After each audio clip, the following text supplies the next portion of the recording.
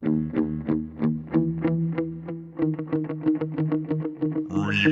Horror.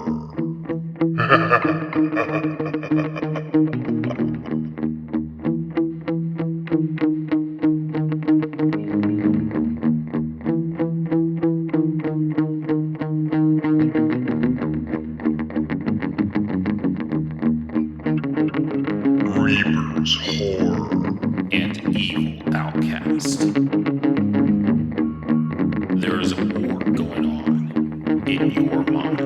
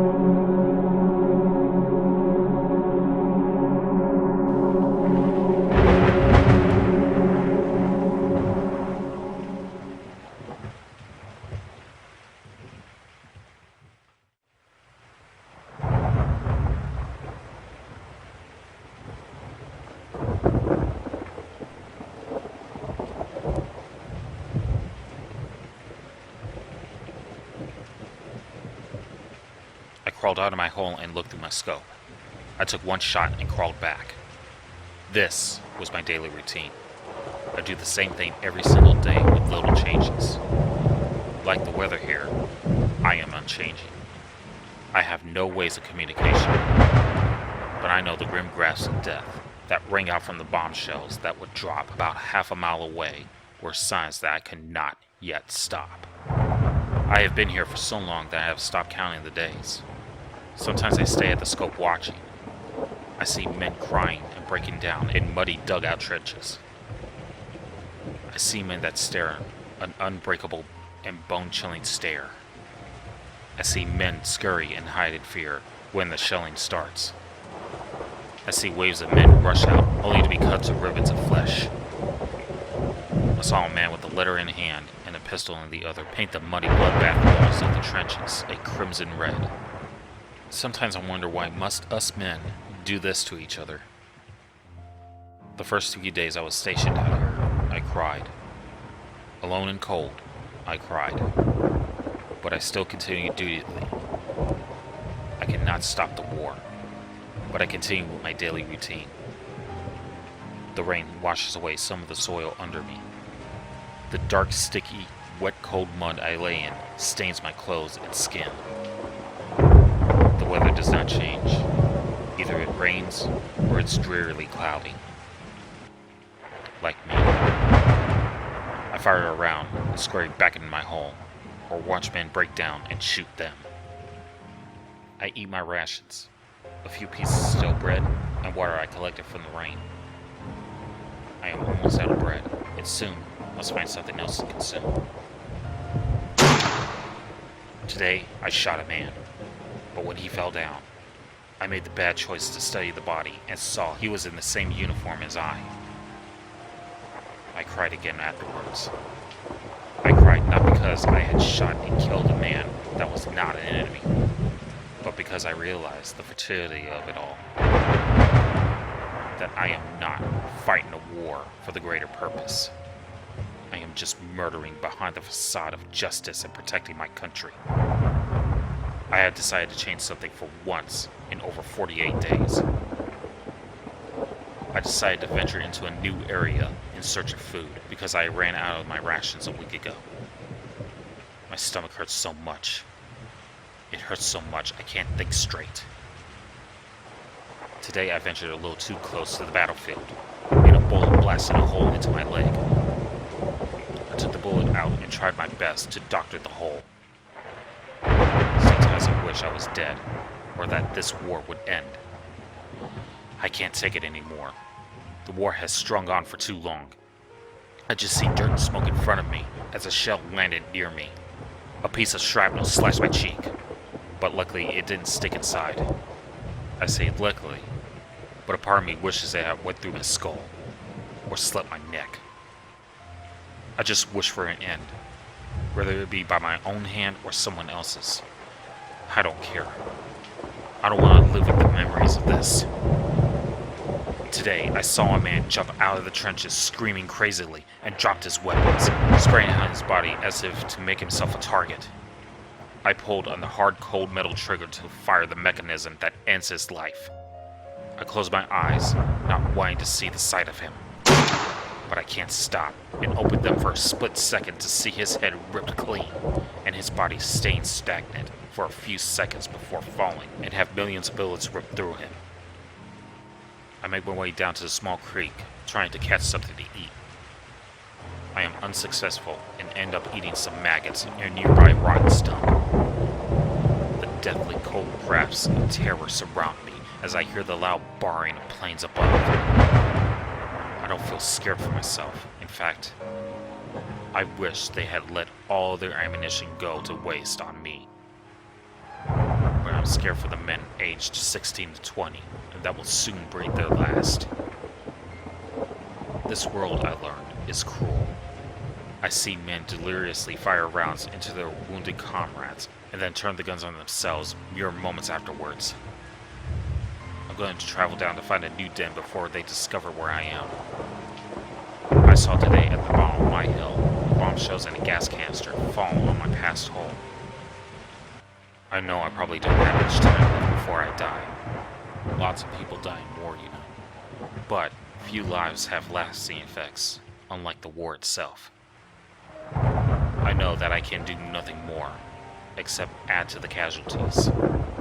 I made my way to the trenches because I have no coverage or food on my hill.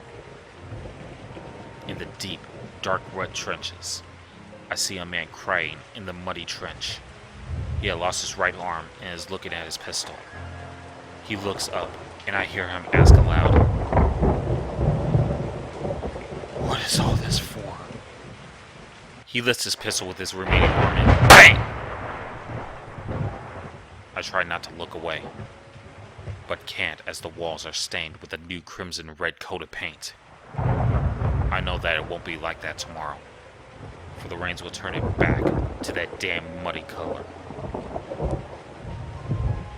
I received a letter today that stated horrible news of my only loved one. My mother had become deathly sick right after I left to go to war. She had died 2 days ago. I can no longer find the will to live. I am looking for my rifle now, that has ended so many lives with a dark and grim idea in mind. I don't think I will continue this diary for much longer. War is terrible, but I don't have it in me to see the end of this. I went back onto the hill when I had started and looked at the battlefield where I found many men on both sides. But neither side matters to me anymore. They are all just men. Today it is raining, like always, and I continue my daily routine. I don't look through the scope this time, though. My chin rests on the circular and cold metal. The weather, like me, never changes. It is either rain or clouds. Nothing else.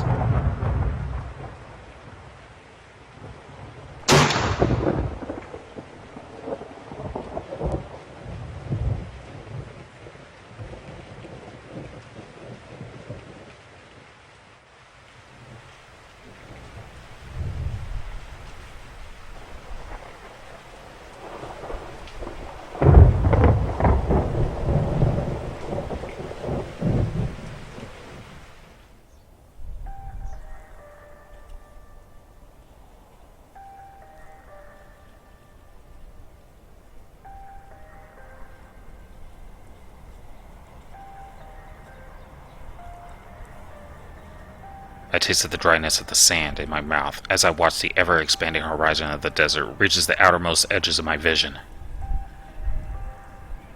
"Damn it all to hell!" I heard Jacobs call out from behind me. We've been out here for a week now. Our platoon was tasked with traveling out here and capturing the terrorist camp. However, things got a bit dicey as a sandstorm quickly brewed about 3 miles into the journey. We had no vehicles, so we had to use our goggles and bandanas to cover from the dark hurricane of sand. After about an hour, the sandstorm eventually stopped. We all heard our commander Zach let out a horrifying scream amongst the chaotic winds. And when it had all stopped, he seemed to have disappeared. It was left to the three of us without comms, which had conveniently been carried by Zach at the time, to trek our way back. Much to our misfortune, we did not know which way to go. We brought both our GPSs and our compasses. I don't know why, but the compasses were spinning in circles, and the GPSs were busted and just displayed an error message. "Well, shit!" I yelled out in anger. "What the fuck are we supposed to do now?" We waited a moment in silence as we each thought. "We should probably just set up camp," Mike offered. Jacobs and I started up a fire as the sunlight dimmed. Mike had set up 3 tents for each of us, and we used some of the cloth to keep the fire lit since we did not have much to burn, though it only made it last about an hour longer before diminishing entirely. "Hey Mikey," I called out to my platoon mate. "How long do you expect we're going to be stuck out here?" He thought for a moment before speaking. "About a week before they find us. They probably already know we are missing."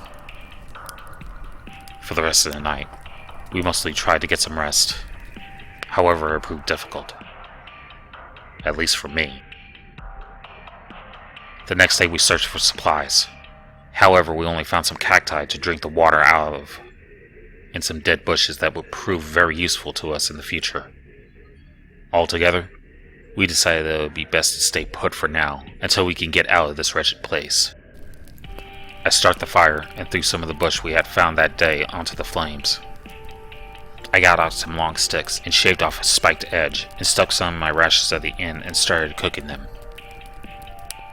"Hot food is better than cold, you know," I told Jacobs and Mike, trying to make some conversation. But my attempt had proven to be futile. About 0100, I wake up groggy hearing the noise outside. It sounds like the wet smacking of gums. I try to work up the courage to walk out there, but all of my senses say to stay low and remain quiet. I grab my M4 and slowly unzip the tent. Peeking around the corner, I saw a dark mass chewing on what looked to be some of our rations. I took up my gun and fired directly into the thing's back. I hear a low roar as the ground shook underneath me. I heard shifting of dirt and it was gone. It disappeared as fast as I could no longer see it. After about 10 seconds, I realized the barrel of my gun had been cut in half. The cut was extremely clean as well, almost like the front end of the barrel was never there in the first place. That morning I brought up the event to my platoon mates, but they just laughed at me and said I didn't need to come up with a story for eating some of the rations. That day was slow. We had no ideas in mind of what to do or where to go, except to stay put. It was like that for a few days until last night when the thing came back again. During the night, I stayed up on watch duty to make sure no terrorists could sneak up on us, or if a rescue squad was searching for us. But most importantly, I watched to make sure the thing didn't attack any of us. I saw the moon reach its peak and had begun to get drowsy. I started to lose time as each blink became longer and longer each time my eyelids closed. I think at some point I fell asleep because I was jolted awake by a faint sound of rock shifting. I looked up and quickly and quietly fumbled for my rifle. I looked around to find the source of the noise, but had no luck. As I made my way back to the post, I brushed the sounds off as being just my imagination. Then I heard a scream, and when I turned around, I saw Mike's tent ripped to shreds. I yelled out for Jacobs. "Jake, get the hell up! Mikey's tent has been ripped through by something!" Jacobs quickly got up, rifle in hand, and joined my side. "What the fuck happened?" Jacobs asked me. "I don't know." We stayed up for the rest of the night. This morning we decided to pack up and move from camp. I am writing this now as the sun is setting on the edge of the desolate desert. I don't know what we should do at this point. I have a feeling it is going to come back, and if it does, God help us.